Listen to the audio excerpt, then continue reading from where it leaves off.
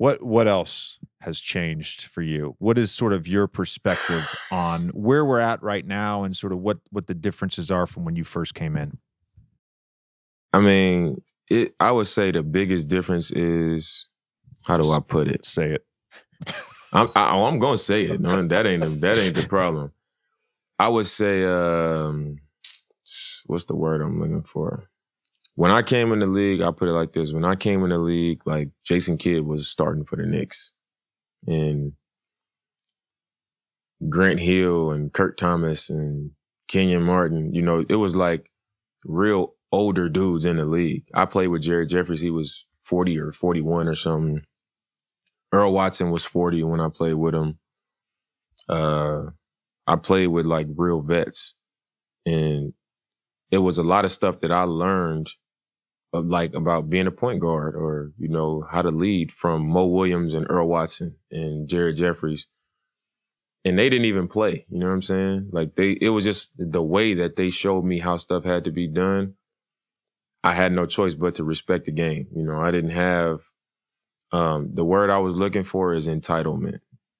Like when I came in the league, you had to earn not just what you get from the team or like the respect. You had to earn your space on the team. You know, it was no, you the 6th pick of the draft. It's your team. Like, what is this your team stuff? You know what I'm saying? Like, and I think now the biggest difference is you don't have that veteran presence. So you got players who are more talented than ever coming into the league.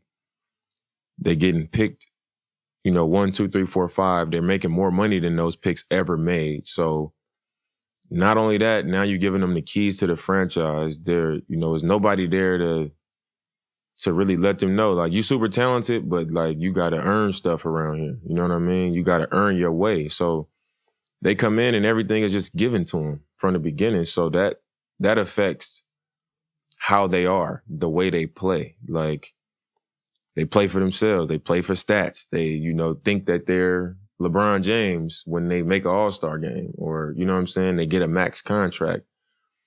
It's just different. I don't know how to completely put it together, but the NBA I play in now is not the NBA that I came into. And I expect it to evolve. Everything is constantly changing. But like, I feel like I play for the love of the game. Like, I want the competition. I want to know what it feels like to win. I want to see my teammates do well. I want to see my teammates get paid. You know, like, I enjoy the bonding part of it. Like, we spend more time with each other than anybody. But now it's like, that don't count. Regular season don't count. Get a ring. You know what I'm saying? Like, this guy's the MVP. This guy did this. He the first. It's like, bro, what is this stuff? Like, what is this? You know what I'm saying? Like, I don't want to make it about my situation, but I was talking after a game like a week ago, and I was just like, they was asking me about Dame, but like, to win a ring, and I'm like, bro, I don't need to prove to y'all that I want to win a ring. Why the hell do I play? Like, I don't need to prove that to y'all, but we cannot keep acting like, while I understand we play to win championships, we all want to win a championship, we can't keep acting like nothing matters, like the rest of the stuff, the journey doesn't matter. We can't keep doing that. You know what I'm saying? So I feel like there's so many ways that the league is different. There's so many ways, and I think about it all the time where I'm like, man, I don't know if I can just play a long, long time, because I don't enjoy what the NBA as a whole is becoming. All right.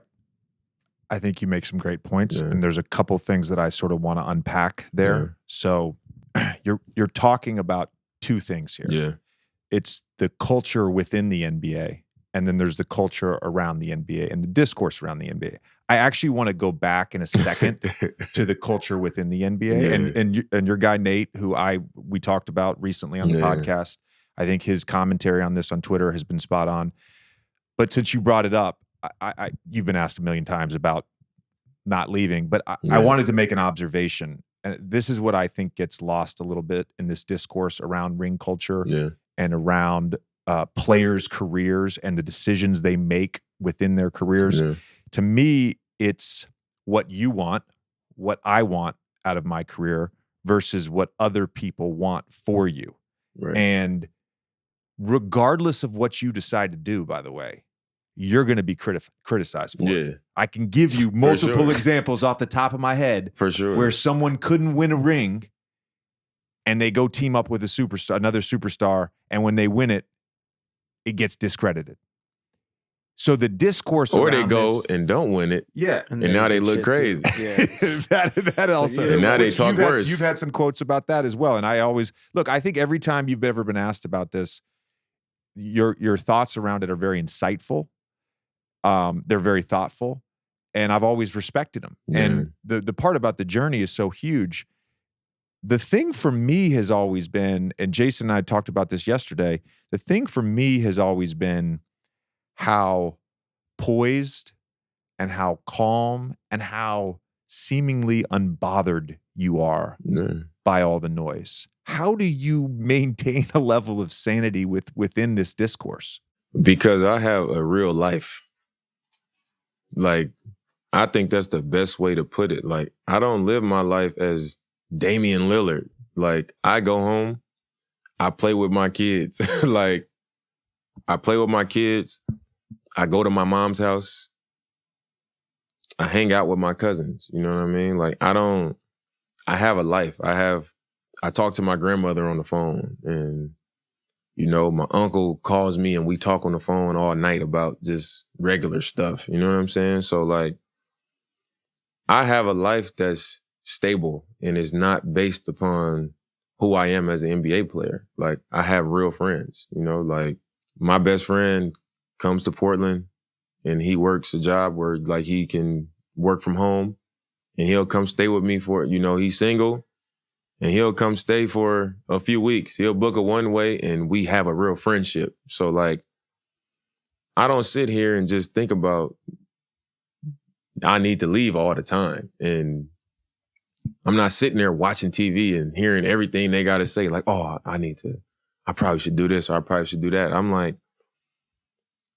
when my career is over, y'all are not about to be talking about me. Y'all gonna be talking about Luka Doncic, Ja Morant, and Jason Tatum, or whoever when I'm done playing. You know, they'll talk about me when they say, who had the most 40-point games or 50-point games or Portland, whatever.